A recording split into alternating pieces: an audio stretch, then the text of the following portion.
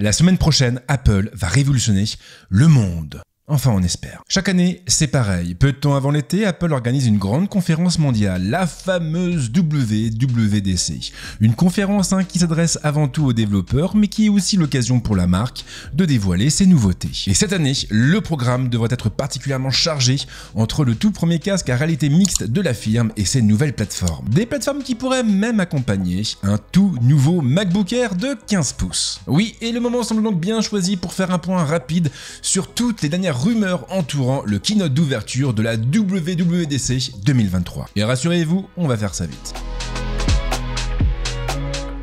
Il devrait être le clou du spectacle et il a été à moitié confirmé par les différents posters publiés par la marque. Je fais bien entendu allusion au casque AR VR d'Apple, un casque baptisé par certains Reality Pro et qui devrait nous réserver pas mal de surprises. Alors j'ai réalisé une vidéo dédiée à ce fameux casque en début d'année, une vidéo qui est d'ailleurs assez exhaustive, mais en gros, il faudrait s'attendre à ce qu'il prenne la forme d'un masque à poser devant les yeux avec une alimentation déportée. Une alimentation qui serait connectée au casque par le biais d'un câble MagSafe.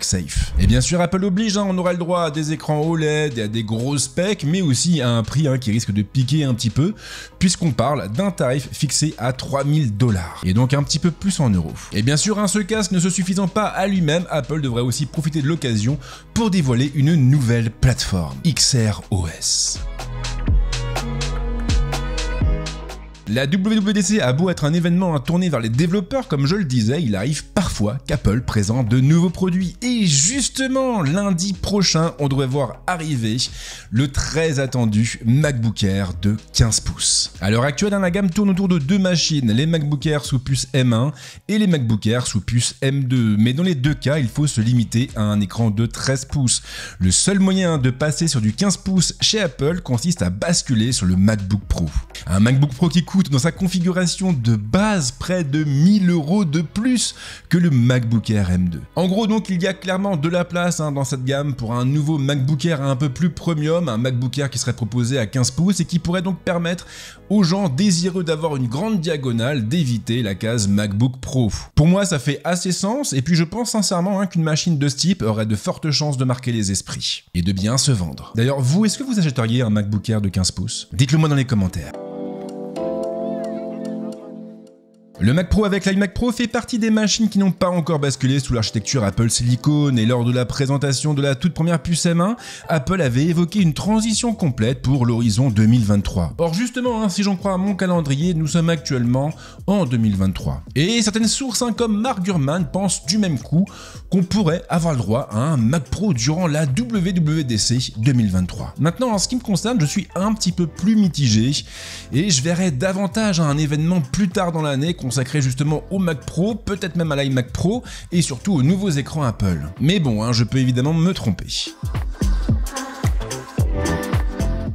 Alors bien sûr, qui dit WWDC dit aussi nouvelle plateforme et justement pour le coup Apple devrait dévoiler iOS 17 durant cet événement, mais aussi iPadOS 17. Alors ici il ne faudrait pas s'attendre à une révolution complète, mais à quelques ajouts bien pensés. D'après les rumeurs, toujours à prendre avec des pincettes, iOS 17 et iPadOS 17 apporteraient du neuf au centre de contrôle, à Dynamic Island, à la recherche, Spotlight, mais aussi à l'application Carte, avec en prime 2 ou 3 nouveautés pour l'appareil photo et la santé. Alors pour Dynamic Island, bien sûr, c'est une question de bon sens. À l'heure actuelle, seul l'iPhone 14 Pro et l'iPhone 14 Pro Max ont droit à cette fonction parce que ce sont les seuls modèles qui embarquent un double poinçon au niveau de leur écran.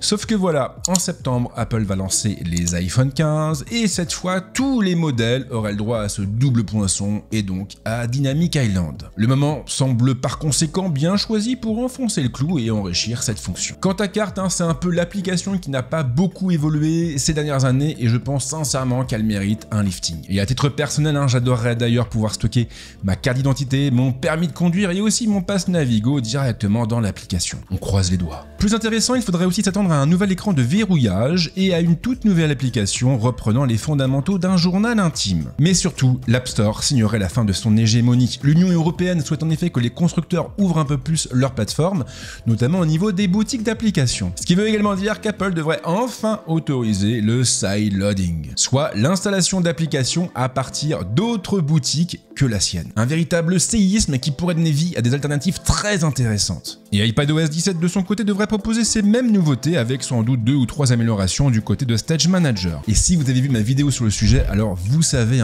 qu'il y a encore pas mal de boulot de ce côté-là. WatchOS 10 fait aussi partie de nouveautés attendues à la WWDC 2023 et attention parce que là, il faudrait s'attendre à une grosse refonte. A commencer par un tout nouveau design avec l'arrivée des dossiers ou encore la possibilité d'intégrer des widgets à l'écran d'accueil pour suivre plus facilement la météo, la bourse ou les prochains rendez-vous du calendrier. L'application de journal intime serait aussi portée sur la montre avec, on l'imagine, un système de dictée vocale ou de mémos vocaux, mais aussi un soupçon de géolocalisation. Même chose pour les boutiques d'applications tierces qui seront à terme étendues à toutes les plateformes d'Apple et aussi de Google et aussi de Microsoft. La couronne digitale pourrait également s'enrichir de nouveaux raccourcis pour favoriser l'accès à certaines fonctions clés.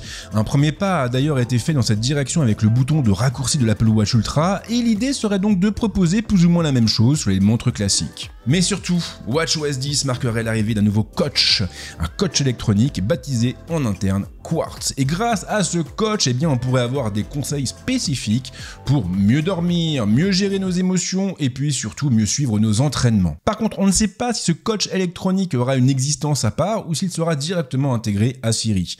Et si vous voulez le fond de ma pensée, j'espère vraiment que ce coach sera directement intégré à Siri. Parce que j'aime bien parler à Siri, moi. Pas vous? Et puis bien sûr, il y a toutes les interactions possibles ou probables avec le Reality Pro, avec le casque AR VR d'Apple. Et là, clairement, beaucoup de choses sont possibles. Beaucoup de choses sont possibles parce que l'Apple Watch est équipée d'un accéléromètre et d'un gyroscope. Et on sait aussi qu'elle embarque une puce qui lui permet de se positionner par rapport à un iPhone. C'est pour ça d'ailleurs que quand vous achetez une nouvelle Apple Watch et que vous l'approchez de votre iPhone, vous avez un assistant qui démarre. Et bien justement, avec toutes ces technologies combinées, j'imagine qu'un casque, un masque, pourrait parfaitement communiquer avec la montre et la positionner dans l'espace. Et là, vous voyez sans doute où je veux en venir. Si Apple fait bien les choses, et nul doute qu'il le fera, alors l'Apple Watch pourrait retranscrire les mouvements de notre main dans le Reality Pro, et donc dans des applications de réalité augmentée et de réalité virtuelle. Et même sur le plan commercial, ça peut être intéressant parce que du coup, ça aura tendance à booster les ventes de l'Apple Watch, et puis derrière, Apple pourra toujours livrer son masque sans contrôleur avec des accessoires à acheter en option au prix fort. Moi perso, c'est ce que je ferais, je pense. Et vous ? Le successeur de Ventura devrait lui aussi être présenté lundi soir. Et on imagine que ça se fera plus ou moins en même temps que la présentation du MacBook Air de 15 pouces. Mais c'est à peu près tout ce que l'on sait parce que les rumeurs ne se bousculent pas au portillon.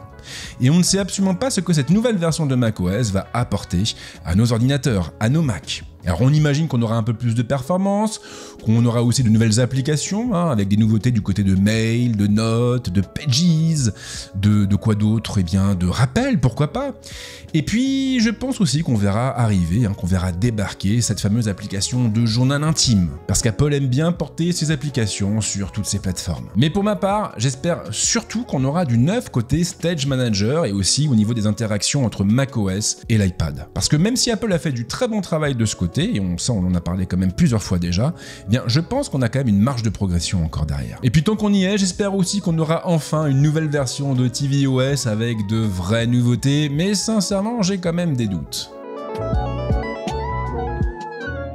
Voilà globalement les nouveautés qui devraient être présentées lundi soir à partir de 19h à l'occasion du keynote d'ouverture de la WWDC 2023. Et oui, c'est la phrase la plus longue de la vidéo, je crois bien. Peut-être pas, remarque. Comme vous le voyez, le programme risque d'être très chargé et à mon avis, Apple aura du mal à tout boucler en 1h30. Maintenant, si le sujet vous intéresse, sachez qu'Apple va retransmettre ce keynote sur ses différents réseaux et notamment sur Twitter, sur son site et sur YouTube. Vous pourrez donc le suivre de votre côté par le biais de votre ordinateur, de votre téléviseur, de votre tablette ou même de votre smartphone. Et bien sûr, j'aurai l'occasion de revenir sur toutes ces nouveautés dans les jours suivant le keynote, donc n'hésitez pas à me suivre ici mais aussi ailleurs parce que je risque d'en parler sur Instagram et TikTok. Merci en tout cas de m'avoir suivi jusque là, comme d'habitude, je vous souhaite de passer une bonne semaine ou un bon week-end suivant le moment où vous verrez cette vidéo, et on se retrouve très vite avec d'autres contenus.